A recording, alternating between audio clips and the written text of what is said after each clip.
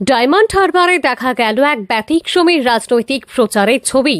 শনিবার সকালে দক্ষিণ চব্বিশ পরগনার ডায়মন্ড হারবার বিধানসভা কেন্দ্রে তৃণমূল কংগ্রেসের উদ্যোগে এক বিশাল বাইক মিছিল ঘিরে রাজনৈতিক উষ্ণতা তুঙ্গে ওঠে। নির্বাচনের প্রাক্কালে এই শক্তি প্রদর্শন কর্মসূচিতে অংশ নেন মগরাহাট পশ্চিম বিধানসভা কেন্দ্রের তৃণমূল কংগ্রেসের প্রার্থী তথা ডায়মন্ড হারবার বিধানসভা কেন্দ্রের পর্যবেক্ষক শামীম আহমেদ। তার সঙ্গে ছিলেন ডায়মন্ড হারবার বিধানসভা কেন্দ্রের তৃণমূল কংগ্রেস প্রার্থী পান্নালাল হালদার। মিছিল করছে আমাদের পারুলিয়া অঞ্চলে এই বাইক মিছিলটা হবে এবং আমরা মানুষের কাছে যাব যাতে তারা তৃণমূল কংগ্রেস এবং মমতা বন্দ্যোপাধ্যায় এবং অভিষেক বন্দ্যোপাধ্যায়ের উন্নয়নের নিরিখে যেন সকলে ভোটটা দেয়। মূলত যে প্রার্থী সঙ্গে কি নিয়ে বেরোচ্ছেন, বাইকে একসঙ্গে থাকছেন? আরেকবার বলছি, প্রার্থীকে কি বাইকে করে নিয়ে যাচ্ছেন নিজেই? প্রার্থী বাইকে করে আমি নিয়ে যাচ্ছি, অসুবিধা নেই, বা অন্য কেউ আমাদের দলীয় কর্মী যারা আছে তাদের বাইকেও যাচ্ছেন। আসলে মানুষের কাছে কাছে যাওয়া আর কি সবচেয়ে বড় কাজ। যেটা এই বাইক মিছিলের বিশেষ আকর্ষণ ছিল প্রার্থী পান্নালাল হালদারকে বাইকের পেছনে বসিয়ে নিজেই বাইক চালিয়ে এলাকা পরিক্রমা করেন শামীম আহমেদ। এমন দৃশ্য দেখতে রাস্তায় ভিড় জমায় বহু মানুষ। দলীয় পতাকা, স্লোগান আর সমর্থকদের উচ্ছ্বাসে মুখর হয়ে ওঠে গোটা এলাকা। জানা যায়, ডায়মন্ড হারবার 1 নম্বর ব্লকের মোহনপুর এলাকা থেকে শুরু হয় এই বাইক মিছিল। এরপর বিভিন্ন গুরুত্বপূর্ণ এলাকা ঘুরে ডায়মন্ড হারবার টাউন পর্যন্ত এই মিছিল গিয়ে শেষ হয়। আসলে মানুষের কাছে কাছে যাওয়া আর কি সবচেয়ে বড় কাজ। যেটা আমরা পুরো পারুলিয়া অঞ্চল, ডায়মন্ড হারবার বিধানসভার যে পারুলিয়া অঞ্চল আছে, এই পারুলিয়া অঞ্চলে আজকের আমাদের বাইক র্যালিটা আছে। এই বাইক মিছিলে কি মানুষের মধ্যে কি প্রভাব ফেলা যাবে, মানে ভোটের জন্য?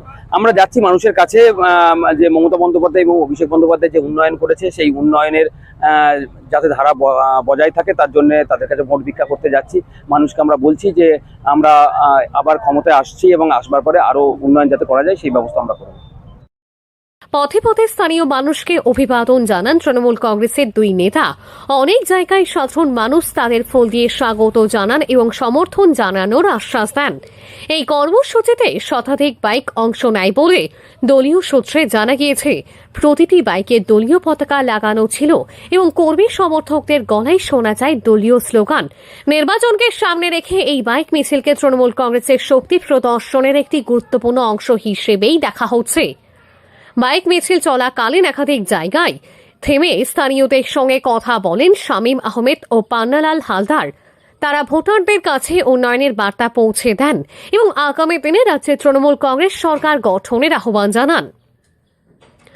এই প্রসঙ্গে শামীম আহমেদ বলেন, তিনি মগরাহাট পশ্চিমের প্রার্থী হলেও ডায়মন্ড হারবার বিধানসভা কেন্দ্রের পর্যবেক্ষক হিসেবে তার দায়িত্ব রয়েছে। সেই দায়িত্ব পালন করতেই তিনি এই বাইক মিছিলে অংশ নিয়েছেন। তিনি আরও জানান, আমরা আমাদের প্রিয় প্রার্থী পান্নালাল হালদারকে নিয়ে মানুষের কাছে পৌঁছাচ্ছি। বাইক মিছিলের মাধ্যমে জনসংযোগ বাড়ানো এবং মানুষের সমর্থন পাওয়াই আমাদের মূল লক্ষ্য। তিনি আত্মবিশ্বাসের সুরে আরও বলেন, রাজ্যে আবারও তৃণমূল কংগ্রেসের সরকার গঠন করবে এবং মুখ্যমন্ত্রী হিসেবে চতুর্থবার দায়িত্ব নেবেন মমতা বন্দ্যোপাধ্যায়। একই সঙ্গে ডায়মন্ড হারবার লোকসভা কেন্দ্রের সাংসদ অভিষেক বন্দ্যোপাধ্যায়ের নেতৃত্বে দল আরও শক্তিশালী হবে বলেও তিনি দাবি করেন। পান্নালাল হালদারও এই কর্মসূচিকে অত্যন্ত সফল বলে উল্লেখ করেন। তিনি জানান, সাধারণ মানুষের কাছ থেকে ব্যাপক সাড়া মিলেছে এবং এই সমর্থনই তাদের জয়ের পথে এগিয়ে নিয়ে যাবে। তিনি আরও বলেন, উন্নয়নের ধারাকে অব্যাহত রাখতে মানুষ এবারও তৃণমূল কংগ্রেসের পাশেই থাকবে। এই বাইক মিছিলকে কেন্দ্র করে এলাকায় রাজনৈতিক উত্তেজনা বাড়লেও কোথাও কোনো অপ্রীতিকর ঘটনার খবর মেলেনি। পুলিশের পক্ষ থেকেও নিরাপত্তার পর্যাপ্ত ব্যবস্থা করা হয়েছিল বলে জানা গিয়েছে। নির্বাচনের দিন যত এগিয়ে আসছে ততই প্রচারের তীব্রতা বাড়ছে। বিভিন্ন রাজনৈতিক দল নিজেদের শক্তি প্রদর্শনে নানান কর্মসূচি গ্রহণ করছে। সেই প্রেক্ষাপটে ডায়মন্ড হারবারে এই বাইক মিছিল তৃণমূল কংগ্রেসের সাংগঠনিক শক্তিরই প্রতিফলন বলে মনে করছেন রাজনৈতিক মহলের একাংশ। সব মিলিয়ে এই বাইক মিছিল শুধু প্রচার নয়, বরং ভোটের আগে জনসংযোগ ও শক্তি প্রদর্শনের এক বড় মঞ্চ হয়ে উঠল বলেই মত স্থানীয়দের। দক্ষিণ চব্বিশ পরগনার ডায়মন্ড হারবার থেকে সুমন সাহার রিপোর্ট, লোকাল 18 বাংলা।